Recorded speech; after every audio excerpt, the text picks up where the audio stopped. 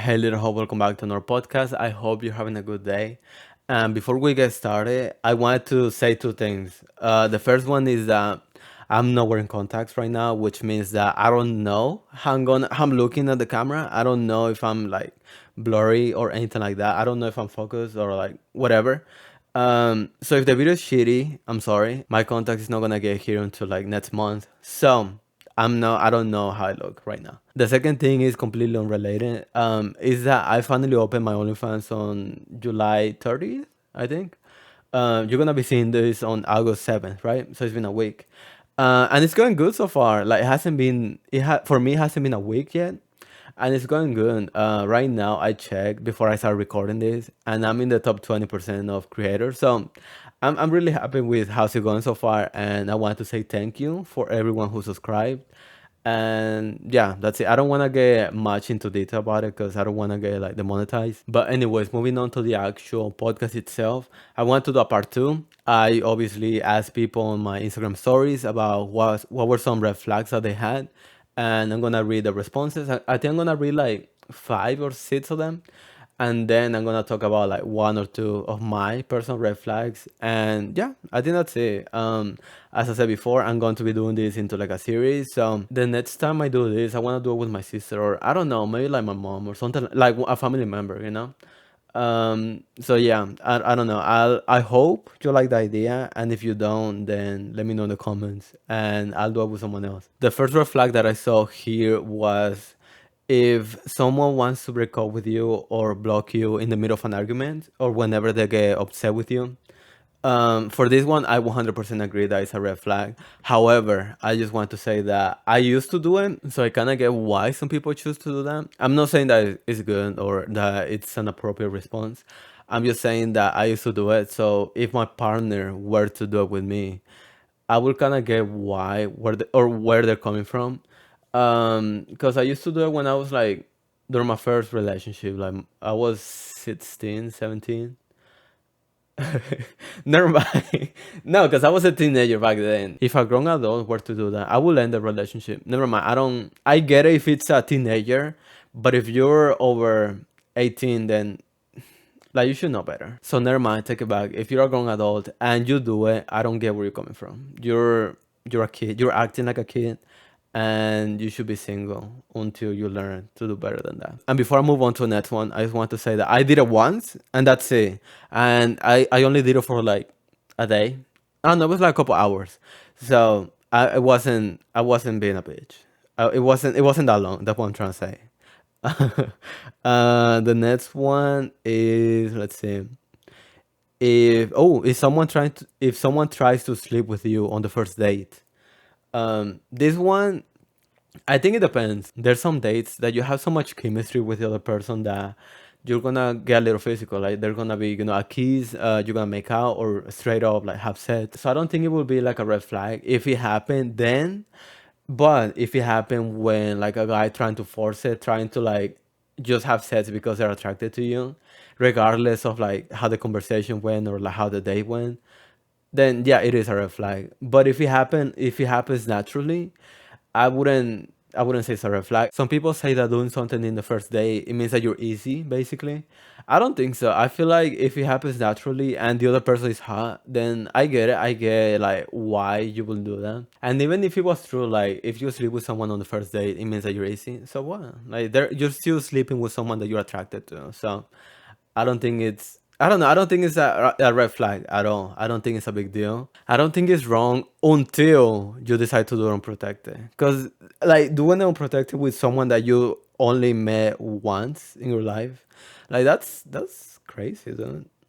I remember I did it once. After we did it, I was worried for like the first 2 months, because I didn't know the person. So I started actually thinking like the consequences of what I did. And it wasn't until I finally, had my first like test that I was 100% certain that was okay. So like if you do it, I don't know, I wouldn't recommend you doing it. Like it's so fucking scary. Like, and you might have kids too. So no, don't do it. So moving on, the next one that I'm seeing is not being thoughtful in like the small ways. I'm gonna take it as pretty much taking you for granted and like not putting the effort to like do little things for you. For this one, I don't think it will be like a red flag.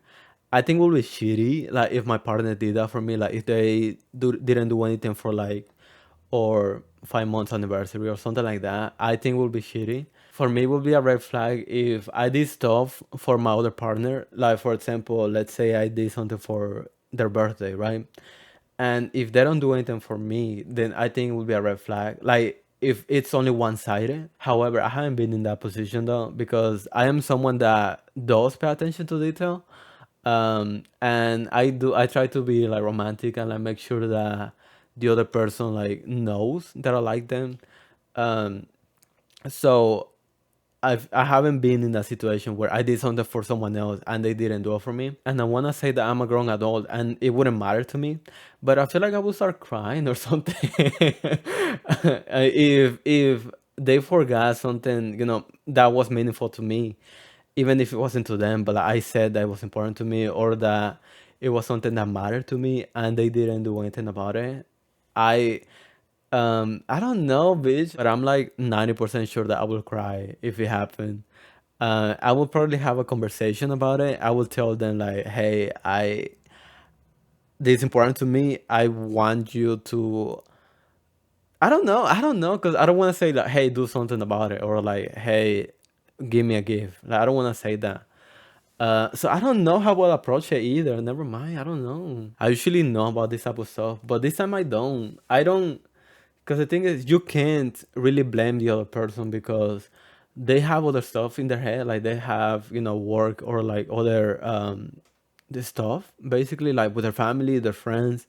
So I wouldn't blame them 100% if they forgot like a small detail. But if it happened every single time, then I would feel shit about it. But I wouldn't be, making a scene, or I wouldn't. I don't know. I don't. Never mind. I don't know what to say about it. I guess. I guess we're gonna move on. Let me know what you think about it, cause I really don't. I don't know how we'll approach it. Anyways, let's move on from that one, cause I really don't know what else to say about it. Let me see. The next one that I have is someone that cries when they argue. um, I mean, I do it every single time I argue with someone or I have to talk about feelings or a serious matter. I most of the time I end up crying. I do think that I don't know, I wouldn't say a red flag. I think it's something that people should work on because it's not like I don't know, you should be able to have a grown up conversation without having to cry or having to scream or any emotion. You should be able to say what you're, feeling or the message that you're trying to get across without having to make a scene or like without having to cry. But like I said before, I don't know. It's hard to not do it. Something that I do think is a red flag though is if you're arguing with your partner and then you start crying, and they're still arguing with you, like they don't really stop or they don't cry with you. I do think that that's a red flag. Like they're seeing the person that they're supposed to love the most cry. I will expect them to not keep the argument going until I collect it myself. Because it's not fair, like having an argument when you can't talk because you're crying. Because for me, I can't. It's embarrassing, like when you're trying to talk and then you're crying at the same time. So I will expect my partner to like wait a little bit to start the argument or to keep going. But yeah, for me that's a red flag. Not crying itself, but like the response that they have about you crying. And since we're talking about it, I don't think that crying alone is a red flag.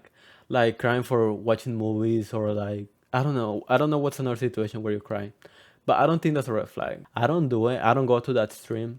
But if I were to do it, I would expect my partner to like be there and like try to like make me feel better.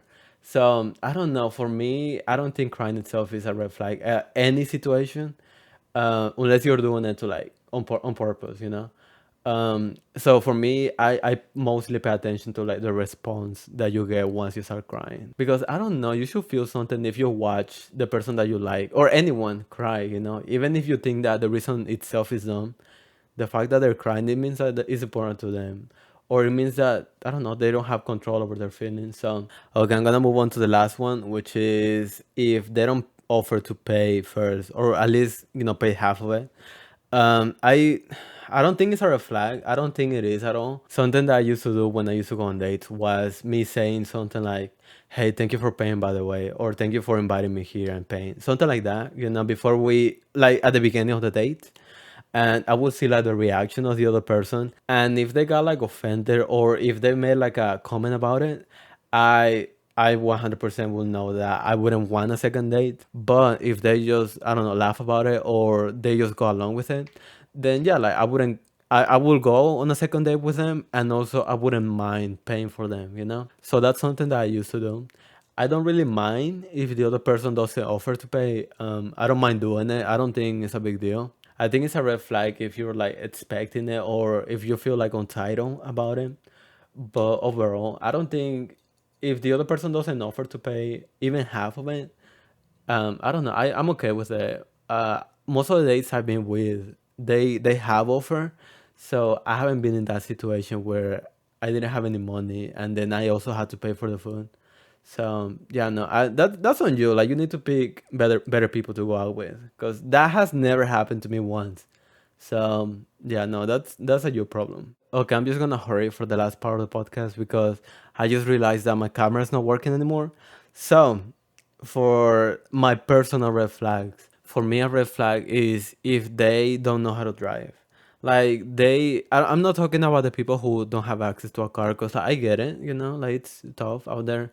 But if you have access and you have like someone older than you, like your parent or like a friend, that's that can help you know how to drive, that can teach you, and you still don't, I don't know, like bitch, you're a grown adult. Like why don't you know how to drive?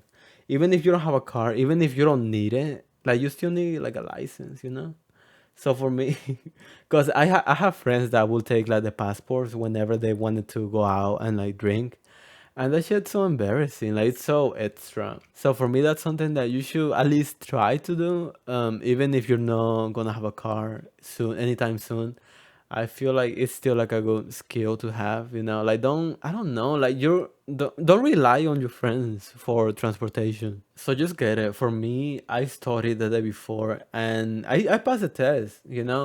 So I don't. It's not that hard. I don't know why you wouldn't get it, but at the same time, maybe there is an actual reason. Maybe I don't know. Maybe I'm just like untitled, or like I'm not looking at what's like an actual reason to not get it. So if you have a legit reason for it, then I get it. But if you're not doing it because you're too lazy for it, or because you don't think that that's something that you actually need, then yeah, like for me that's a red flag. Like why are you putting off something that everyone, pretty much everyone needs? And the last red flag that I can think of is someone who wants to record everything for social media. Like whenever you go out, they take pictures or they want to take videos, and especially if they don't ask you beforehand, like if they don't say, "Hey, I'm gonna take a video," they just start recording you out of nowhere. For me, that's such a red flag. I need to mentally prepare myself before I'm in front of the camera. So like I need someone to tell me that they're gonna record or they're gonna do something before they actually do it. And besides that, I'm not really interested in like showing every aspect of my life in social media. So if I'm dating someone and they are like they give you updates for every little thing, I feel like after a while it will be like so exhausting. So I don't know. I'm happy that I never been in that type of situation. I never had any friends or any relationships that were that way. But if I just thinking about it, it's so fucking exhausting.